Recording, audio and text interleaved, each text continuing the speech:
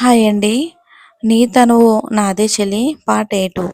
ఇక భూమి వాళ్ళందరికీ టిఫిన్ రెడీ చేస్తుంది. శకుంతల మాత్రం సులోచన ఆ పిల్లెవరు అని అంటుంది. భూమిని కింద నుండి మీదకు చూసి పనిమనిషి అవుతుందేమో నానమ్మ అని అంటుంది నవ్య. ఇంకా కోపంగా అరుస్తూ పనిమనిషి కాదు, ఆకాష్ భార్య. తను మాట్లాడే మాటలు ముందు వెనుక చూసి మాట్లాడు, మైండ్ ఇట్ అని సీరియస్గా అంటాడు ఆకాష్ నవ్య వైపు చూసి. ఇంకా ఒక్కసారిగా నవ్య ఆ మాటకి షాక్ అయిపోతారు. అక్కడ ఉన్న వాళ్ళందరూ కూడా ఒక్కసారిగా షాక్ అయిపోతారు. ఏంటి బావకి పెళ్ళయిందా? మరి మాకెవరికీ చెప్పలేదు. అసలు నన్ను కాదు అని దాన్ని ఎలా చేసుకుంటాడు అని చిందులు తొక్కుతుంది నవ్య. నవ్య నువ్వు ఆగు అని అరుస్తారు పద్మిని గారు. ఎలా జరిగింది అని అడుగుతారు సులోచన గారిని. జరిగింది మొత్తం చెప్తారు. భూమి వంక చాలా కోపంగా చూస్తుంది నవ్య. అప్పటి వరకు ఎవరి అమ్మాయి ఇంత బాగుంది అని అనుకున్న ప్రదీపు ఇక తను ఆకాష్ భార్య అని తెలిసి తను కూడా ఏమీ మాట్లాడకుండా సైలెంట్ అయిపోతాడు. ఇక అదంతా విన్న శకుంతల గారు పిల్ల బానే ఉంది, మనిషి ఎలాంటిదో అని అంటారు ఆవిడ. చాలా మంచిది శకుంతల, భూమి ఇలా రా అని పిలుస్తారు ఆవిడ. భూమి భయం భయంగా తలదించుకుని వస్తుంది. అందరినీ పరిచయం చేస్తారు సులోచన గారు. పద్మిని శకుంతల గారికి నమస్కారం చేస్తుంది. భూమి వాళ్ళు అయ్యో లే అమ్మా అని లేపి చూడ చక్కగా ఉన్నావు అని అంటారు. భూమిని చూసి చాలా కోపంగా అక్కడ ఉన్న ఫ్లవర్ వాజ్ని విసిరేస్తుంది నవ్య. నవ్య అని కోపంగా అరుస్తారు పద్మిని గారు.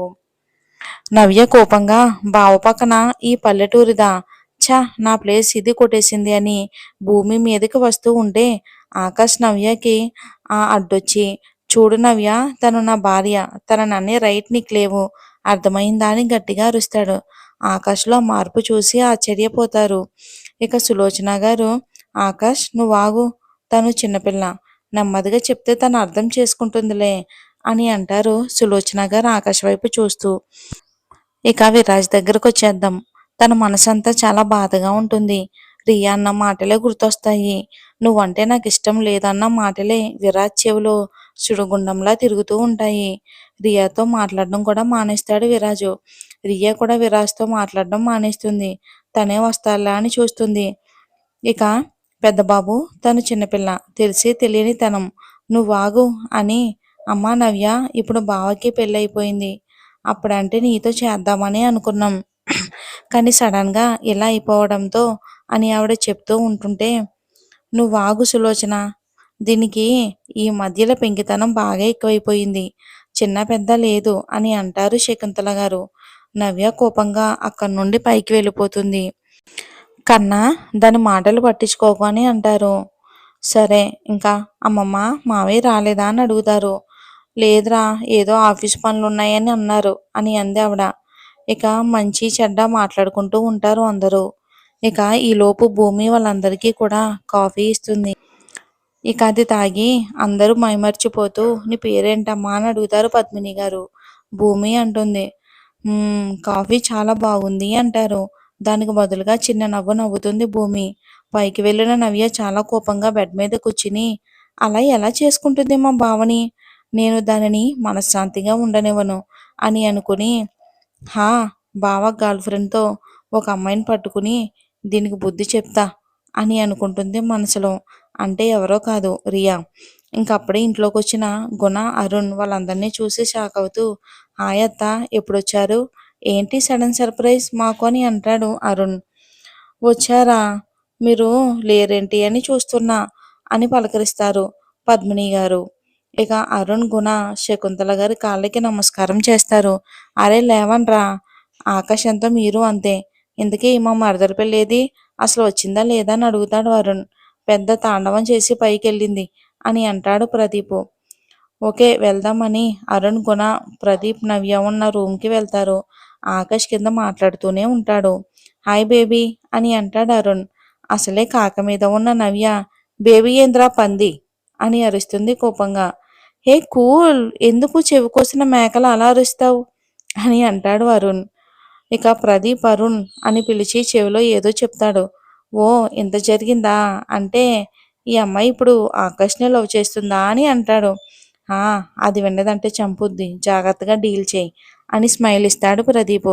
గుణ మాత్రం నవ్య వంక చాలా ప్రేమగా చూస్తూ ఉంటాడు. ఎందుకంటే నవ్య అంటే గుణకి చాలా ప్రేమ. చాలా సంవత్సరాల నుండి లవ్ చేస్తున్నాడు. ఆ మాట చెప్పడానికి అయ్యగారికి తన స్థాయి అడ్డొస్తుంది. అందుకే అలానే చూస్తూ ఉంటాడు. నవ్య కాసేపు వాళ్ళతో మాట్లాడి, సరే వెళ్ళండి, నేను ఫ్రెష్ అవి కూల్ అవ్వాలి అని అంటుంది. సరే పోదాం పదండ్రా అని కిందకి వెళ్ళిపోతారు. బుజ్జమ్మ, ఎలా ఉన్నావు? బావ ఏమైనా అంటే నాకు చెప్పు. అసలే బావకి ముక్కు మీద కోపం అని అంటాడు అరుణ్. అరుణ్ వంక ఒక సీరియస్ లుక్ పడేస్తాడు ఆకాషు. సరే పదండి, అందరూ టిఫిన్ చేద్దామని డైనింగ్ హాల్కి వెళ్తారు. ఈలోపు నవ్య కూడా రెడీ అయ్యి వస్తుంది. ఆకాష్ పక్కనే ప్లేస్ ఖాళీగా ఉండడంతో చిన్న సందు ఇస్తే చాలు దూరిపోతా అన్నట్లు నవ్య ఆకాష్ పక్కనే సెటిల్ అవుతుంది. ఓసే, లేవు అక్కడి నుంచి, అది భూమి ప్లేస్ అని తిడతారు పద్మిని గారు. హా, ఇది మరీ బాగుంది, ఇక్కడ ఖాళీగా ఉంది అని ఇక్కడ కూర్చున్నాను అని అంటుంది నవ్య. అదిగో అక్కడ గుణ పక్కన కూడా ఖాళీగానే ఉంది, ఎల్లు కూర్చో అని కసురుతారు. పళ్ళు పటపటలాడిస్తూ అక్కడ కూర్చుంటుంది.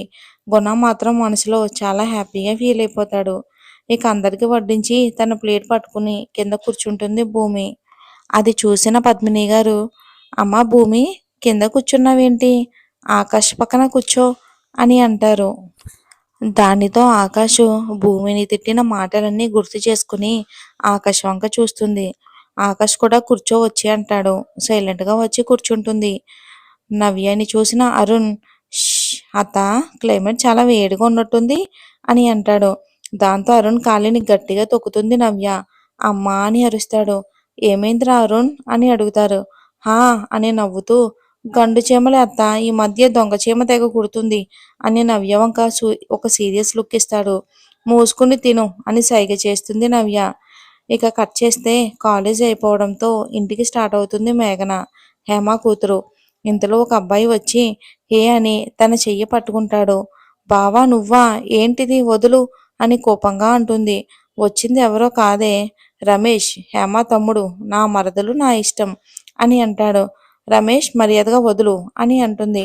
వదలను, ఏం చేస్తావు అని ఇంకా గట్టిగా పట్టుకుంటాడు. ఒరే వదలరా గాడిదా అని తిడుతుంది. హా అని అలాగే నిలబడి ఉంటాడు. ఒరే దొంగ సచ్చినోడా, మా అమ్మకి చెప్తాను వదలకపోతే అని అంటుంది. హా అక్కే కదా, చెప్పుకో, నాకేం భయం లేదు. మీరందరూ కలిసి దాని జీవితం నాశనం చేయాలని చూశారు కదా. నేను మనిషిని, మంచివాడిని కాదు, కానీ మీకిలాంటి ఆలోచనలు అయితే లేవు అని అంటాడు. రే వదులు అని గింజుకుంటుంది మేఘన. హే మొయ్ అని గట్టిగా కసురుతాడు రమేష్. అంతే, దెబ్బకి రమేష్కి అతుక్కుపోతుంది మేఘన. మేఘన ఏదో తనకి తగులుతూ ఉంటే ఏదో మైకంలోకి వెళ్తూ మేఘన నడుము చుట్టూ చేతులు వేస్తాడు. మేఘన ట్రాన్స్లో నుంచి బయటకు వచ్చి ఇదే ఛాన్స్ అనుకుని తనని తోసి పారిపోతుంది. వెళ్ళవే వెళ్ళు, నువ్వు ఎప్పటికీ నా పెళ్ళానివే అని విజిల్ వేసుకుంటూ అక్కడి నుండి ఇంటి దారి పెడతాడు రమేష్. ఇంకా పరిగెత్తుకుంటూ వస్తున్న కూతుర్ని చూసి, ఎందుకు అలా పరుగులు పెడుతున్నావు, కింద పడితే మూతుపళ్ళు రాలతాయి అని అరుస్తుంది హేమ. ఆ, ఇదంతా నీ తమ్ముడు వల్లే అని ఆవేశంగా అంటుంది. వాడా, వాడేం చేశాడు అని అంటారు.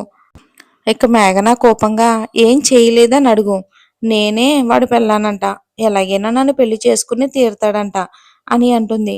ఏంటి అలా అన్నాడా, ఈసారి మా అమ్మ రాని కడిగేస్తాను అని అంటుంది హేమ.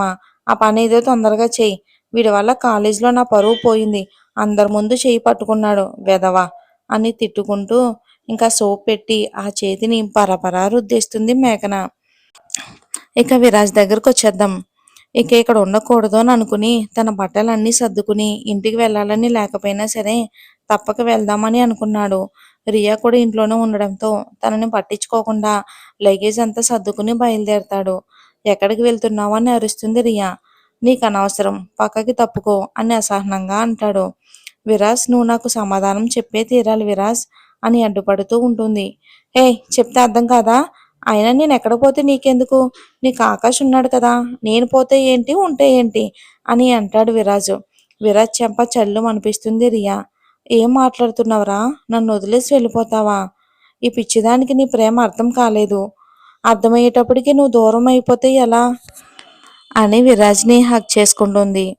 మరి ఏం జరుగుతుందో వచ్చే భాగంలో చూద్దాం. స్టోరీ నచ్చితే లైక్ చేసి మన ఛానల్ని సబ్స్క్రైబ్ చేసుకోండి. Thanks for watching.